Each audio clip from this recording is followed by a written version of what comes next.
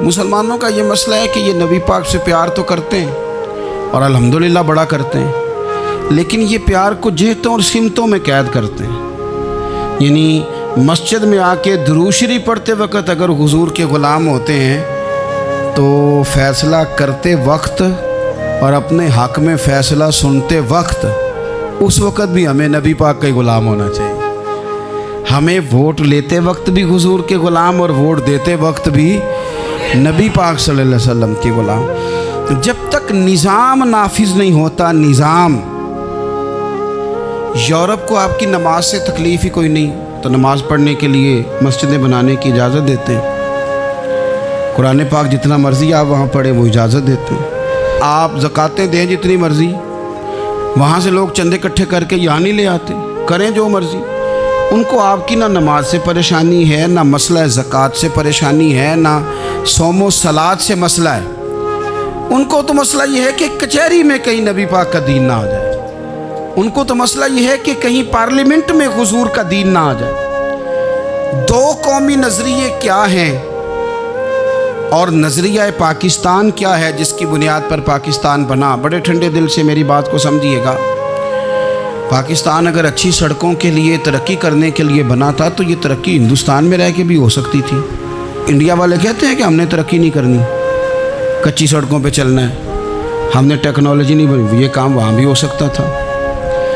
अगर आप ये कहें कि पाकिस्तान जमहूरियत की मजबूती के लिए बनाया था कि डिक्टेटर कोई नहीं आएगा, सिर्फ जमहूरी कुव्वतें काम करेंगी, तो जमहूरियत में तो इंडिया बज़ाहिर आगे निकल गया है। उनकी जमहूरियत तो ज़्यादा अच्छी नज़र आती है, कभी डिक्टेटर नहीं आया। आपने पाकिस्तान क्यों बनाया?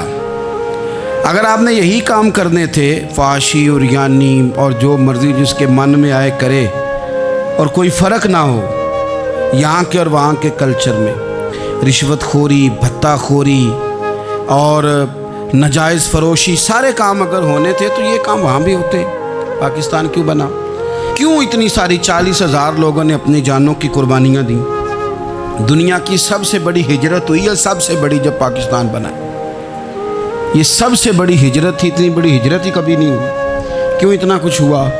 तो इसलिए हुआ कि हमें बताया गया था कि वहाँ ना सोशलिज़म, ना वहाँ खाली जमहूरियत का राग अलापा जाएगा, बल्कि एक बुलंद नारा लगाया गया था। नारा क्या था? पाकिस्तान का मतलब क्या? पाकिस्तान का मतलब क्या? ला इलाहा इल्लल्लाह मुहम्मदुर रसूलुल्लाह सल्लल्लाहु अलैहि। ये उन्वान बनाया गया। गरीब आदमी को बताया गया कि जब पाकिस्तान बनेगा तो वहाँ हुजूर का निज़ाम नाफिज होगा, जागीरदार की और गरीब की तफरीक ख़त्म होगी। जिस तरह अमीर के बच्चे को कॉलेज में दाखिला मिलेगा, गरीब के बच्चे को भी मिलेगा। वहाँ बताया गया कि लोग वहाँ हर लिहाज से अपने आप को बराबर समझेंगे। वहाँ वही बात होगी जो जनाब सिद्दीक़ अकबर करते थे। वहाँ वही जुमले दोहराए जाएंगे जो हज़रत उमर फरमाते थे। वहाँ उसी तरह गरीब पर सखावत की जाएगी, उसे दिया जाएगा जिस तरह हज़रत उस्मान गनी करते थे। वहाँ उसी तरह फ़क्र का दौर दौरा होगा, सादगी का हुस्न होगा, अपनाइयत का नूर होगा जो मौला अली शेर खुदा ने अता फरमाया था। इस सोच की बुनियाद पर पाकिस्तान बनाया गया, इस सोच की बुनियाद पर, और इसी सोच को आगे लेकर के जाया गया। कोई सियासी पार्टी अब ये बात नहीं करती। दो कौमी नज़रिए का माना ये था कि हिंदू अलग कौम है, मुसलमान एक अलग कौम है, उनका रहना सहना, उठना बैठना, खाना पीना अलग है। हमारा उठना बैठना, खाना पीना, सारे मामलात अलग हैं, तहज़ीब व तमद्दुन अलग है।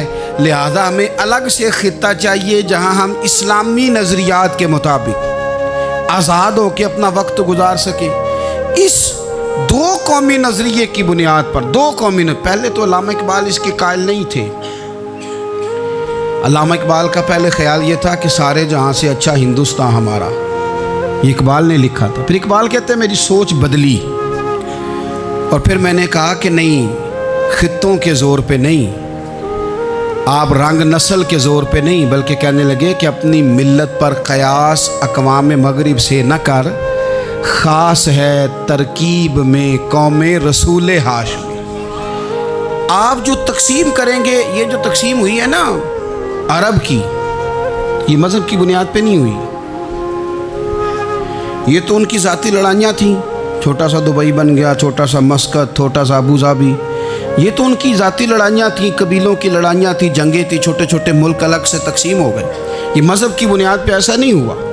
دنیا میں جتنی ریاستیں ٹوٹ کر بڑی ریاستوں سے الگ ہوئیں تو اس میں یہ تھا کہ ہماری قوم الگ ہے، ہم سردار علیحدہ سے ہیں، اس لیے ہم علیحدگی پسند ہیں۔